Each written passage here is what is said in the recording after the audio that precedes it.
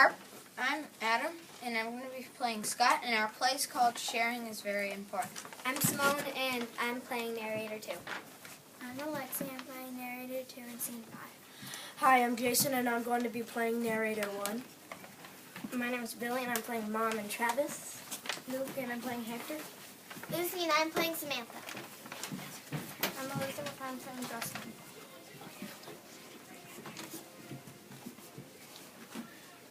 Okay. Have you ever had a little brother or sister turn into a noisy tattletale? Scott and Travis did. Their little sister Samantha turned 5 and thought she was the boss of everything. But one day, they decided they were glad to have her around. That day, little Samantha saved Travis's life. Our story begins in the Hunter family's backyard. Scott is 13, Travis is 10, and Samantha is 5. As usual, Scott and Travis are trying to accomplish something, and Samantha is in their way. Travis, hand me that rope. I want to tie knots in it. We can climb up it to get into our treehouse. If we cut it in 2 pieces, we can use 1/2 for the front door and 1/2 for the back door. We have 11 feet of rope. How long does each piece need to be? That's easy. 11 divided by 2 equals 5 remainder 1. Each piece needs to be 5 remainder 1 feet long. I'm telling Mom, you're not sharing! Not sharing what? What are you talking about? Just ignore her. You heard what you said about the rope. Each piece needs to be 5 remainder feet long and remainder 1 feet long. Samantha didn't want to be ignored, so she went to their mom for help. Soon, Mom came into the boys' backyard. Boys, Samantha says you're not sharing. Sharing's very important, you know. With that bit of advice, Mom went back into the house, and Travis and Scott went back to work.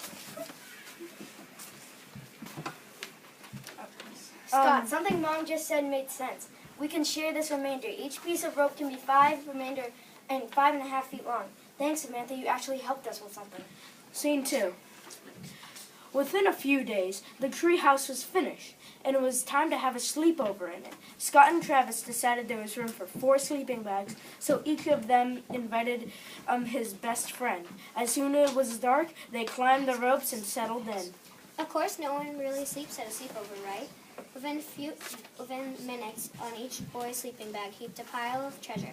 Full bags of candy, stacks of baseball cards for trading, and Game Boys and iPods for later when the talking wore thin.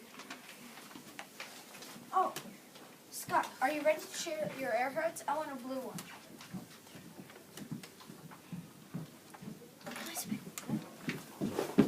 There are 17 in the bag, and we have 4 kids. How many does that give us each?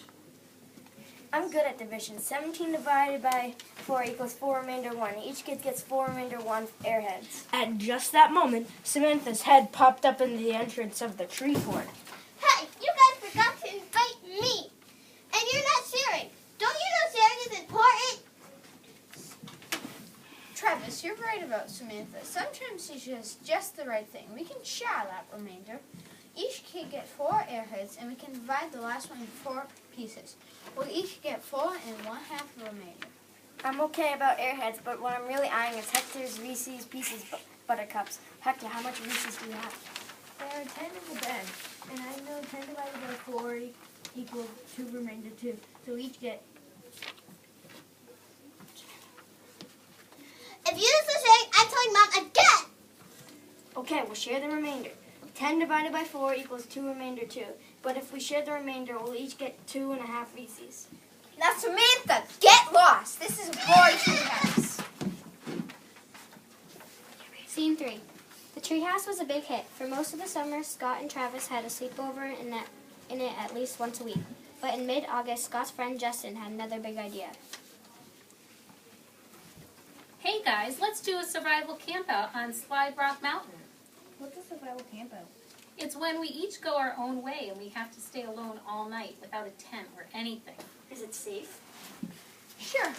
We don't go very far from each other, just far enough not to see each other. We'll stay at the old mine camp. The boys got permission from their parents and decided to meet in exactly 1 week with all their camping gear. They would get ready in Scott and Travis's backyard. Scene 4. It was still hot at 7 p.m. when the boys gathered for their campout.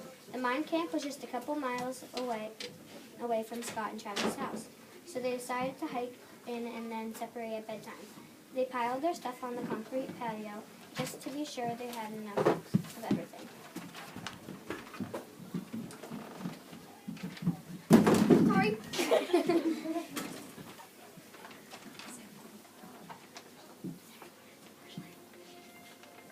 Hey guys, let's do this. Wait, where are we? Everybody have a flashlight? Yeah, we all do. Does everyone have a flashlight? Yeah. Yeah. What about mosquito repellent? Yeah. What about matches? Oh, I don't. Neither do I. I don't either. Stuck, do you? Yeah, I have 4 books of them. You guys want to use some? Yeah. Okay, I have 5 books. With 4 boys, we each get. I know. 5 divided by 4 equals 1 remainder 1. We each get 1 remainder 1 books of matches. All of a sudden, Samantha appeared around the corner of the house. Hey, are you guys sharing yet? You know sharing is very important.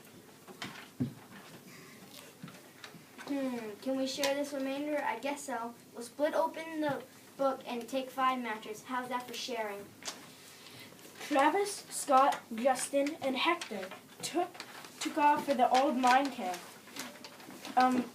There they cooked a fine dinner over a large campfire and then sat late into the evening, roasting marshmallows and counting the constellations.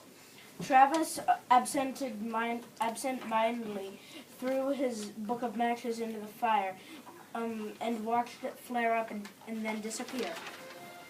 Then it was time to find a solitary place to camp. The boys decided to each take 100 steps in different directions, so they wouldn't be too far away. Travis chose to walk 100 steps out the side of the Slick Rock Mountain, hoping to find a shelter against it for a tree. This is a good spot. I think I'll sleep here. And so he fell asleep with a sweatshirt for a pillow and fir branches for a blanket. He slept soundly all night. But when he woke up, he wasn't sure at all where he was. Everything looked different by daylight. He tried calling his brother and friends, but no one answered. Knowing the rules of survival, he didn't hike anyway. Instead, he waited the same spot for someone to find him. I'll stay right here. I know my family will be coming looking soon. The day passed without anyone finding Travis, and as night came, it looked like it would snow. Suddenly, Travis was afraid he was in real trouble. I wish I hadn't thrown all my matches in the fire. I really could use a signal fire about now. I bet if I built a fire, my family would find me soon and I would stay warm too. Travis reached his hand deep into his left pocket, wishing he had a book of matches.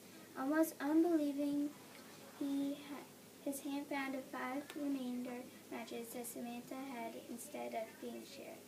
Hey, I have 5 matches.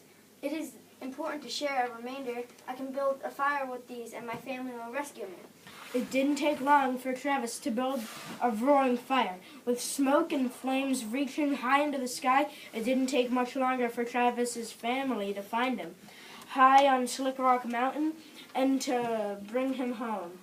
They had been searching all day, but they had been on the opposite side of the mine camp. Travis was very happy to be home. He survived all right, but because Samantha insists that they shared a remainder. Thanks, Samantha. Sharing is very important.